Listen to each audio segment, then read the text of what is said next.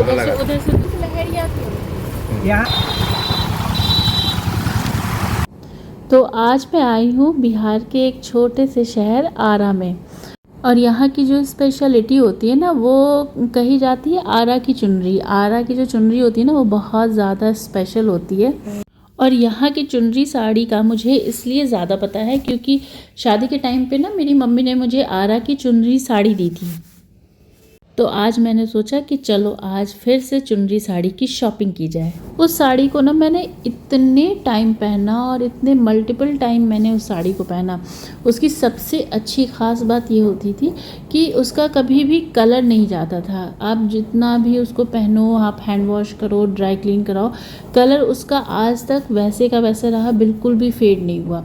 Quality जो थी वो, चूँकि कॉटन की साड़ी थी, कॉटन की साड़ियाँ जो होती हैं नॉर्मली बहुत जल्दी फट जाती हैं या डैमेज हो जाती हैं, बट जो क्वालिटी थी साड़ी की वो बिल्कुल एज़ इट इज़ है। इनफैक्ट मैं तो सोचती हूँ पहले जब मुझे मिली थी तब उसमें गोटे लगे हुए थे।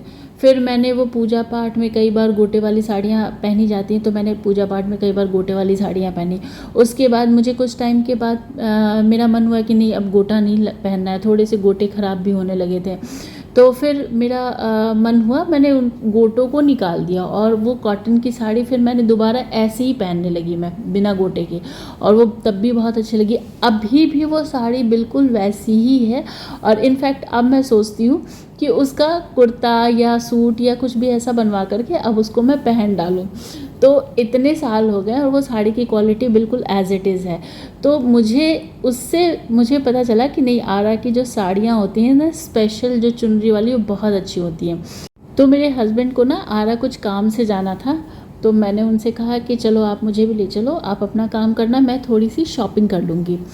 और फिर मैंने नेट पे ही सर्च किया, इनकी साड़ी की जो शॉप थी, नेट पे ही सर्च करके वहाँ से कांटेक्ट निकाला और वहाँ पे मैंने फ़ोन पे बात की। ये भैया, ये लोग इतने अच्छे हैं, इन्होंने मुझे फ़ोन पे इतने अच्छे तरीके से कोऑर्डिनेट किया, लोकेशन भेजा और मैं रिक्शा करके और फिर मैं उनके शॉप तक गई। और भैया लोगों ने बहुत अच्छे, मतलब मैं कुछ शॉप से पहले उतर गई थी, तो इन्होंने अपने एम्प्लॉय को भेज करके वहाँ से फिर मुझे पिक किया। तो बहुत अच्छा सपोर्ट मिला। फिर मैं इनकी शॉप पे गई और इतने सुंदर सुंदर कलेक्शन थे साड़ियों के। मैं सोच रही थी मैं कौन सा लूँ और कौन सा नहीं लूँ। और कलर तो इतने प्यारे थे, इतने मतलब बिल्कुल ब्राइट और खिले हुए कलर थे, बिल्कुल फ्रेश कलर्स जो कहते हैं, बिल्कुल फ्रेश कलर्स थे। वो बहुत ही अच्छे लग रहे थे। तो देखते देखते देखते करते हुए मैंने करीबन 10 से 12 साड़ियाँ परचेज़ कर ली, जबकि मुझे इतनी परचेज़ नहीं करनी थी और इनफैक्ट मेरा इतना बजट भी नहीं था। लेकिन फिर भी मुझे कलेक्शन अच्छे लगते चले जा रहे थे और मैंने इतनी साड़ियाँ ख़रीद ली। बल्कि मुझे 2-4 साड़ियाँ और भी बहुत ज़्यादा पसंद आ रही थी, जो मैं सोच रही थी कि मैं ले लूँ, लेकिन बजट बहुत ऊपर जा रहा था। तो फिर फाइनली मैंने कुछ 10 से 12 साड़ियाँ पसंद करी।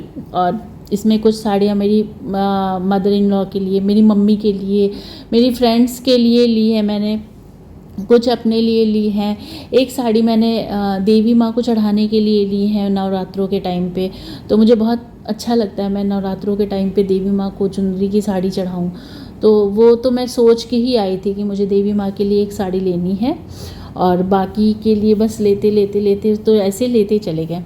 ये आप जो पीछे के जो सारे कलेक्शन देख रहे हैं ना, ये सब मैंने ही अलग से मतलब रखा दिए थे कि मुझे ये भी पसंद है, ये भी पसंद है, आप ये भी पैक कर दो। और ये वाली जो साड़ी है ना, ये तो कॉटन के बंधेज के साथ साथ मधुबनी प्रिंट पे है, तो ये और भी ज़्यादा अच्छी लग रही थी। बार बार मेरा इस पे मन आ रहा था, बट इसमें ना मुझे थोड़ा सा गोटों में एक दो जगह थोड़े से धागे निकले हुए लग रहे थे, इस वजह से मैंने नहीं ली। तो भैया ने कहा कि मैं आपके लिए ऐसा फ्रेश पीस मंगा लूँगा, या आप ना चाहे तो आप कस्टमाइज़ भी करवा सकती हैं अपने अकॉर्डिंग। थोड़ा सा मुझे गोटे ना थोड़े लाइट शेड में चाहिए थे, बिल्कुल येलो वाले गोटे मुझे ज़रा कम पसंद आते हैं। और तो मैंने ज़्यादातर गोटे ना लाइट शेड में या सिल्वर कलर के गोटों में मैंने पसंद किया साड़ियाँ। फिर मम्मी के लिए जो साड़ियाँ ली थी वो तो बिना गोटे की, क्योंकि वो गोटे वाली साड़ियाँ वो लोग ज़्यादा प्रेफर नहीं करती, मदर इन लॉ भी नहीं पहनती। तो इस तरीके से मैंने बिना गोटे की मम्मी की साड़ियाँ ली थी। और मैं एक सेपरेट वीडियो बनाऊंगी, मैंने जो भी साड़ी ली है वो मैं एक सेपरेट वीडियो में दिखाऊंगी। और ये जो ब्लैक वाली साड़ी आप देख रही हैं, ये मैंने ली है अपनी फ्रेंड के लिए, उससे ब्लैक कलर बहुत पसंद है, तो उसके लिए मैंने ये साड़ी ली है। ये जो मैजेंटा और रानी कलर की साड़ी जो मेरे हाथ में है, ये मैंने ली है देवी माँ को चढ़ाने के लिए।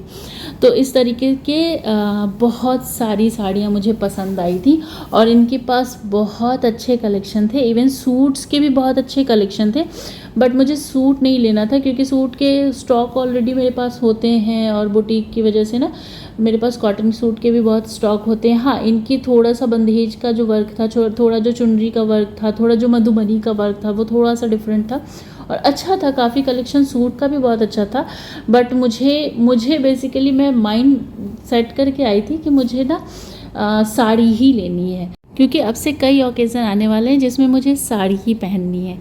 तो मिलते हैं नेक्स्ट ब्लॉग में, तब तक के लिए बाय बाय।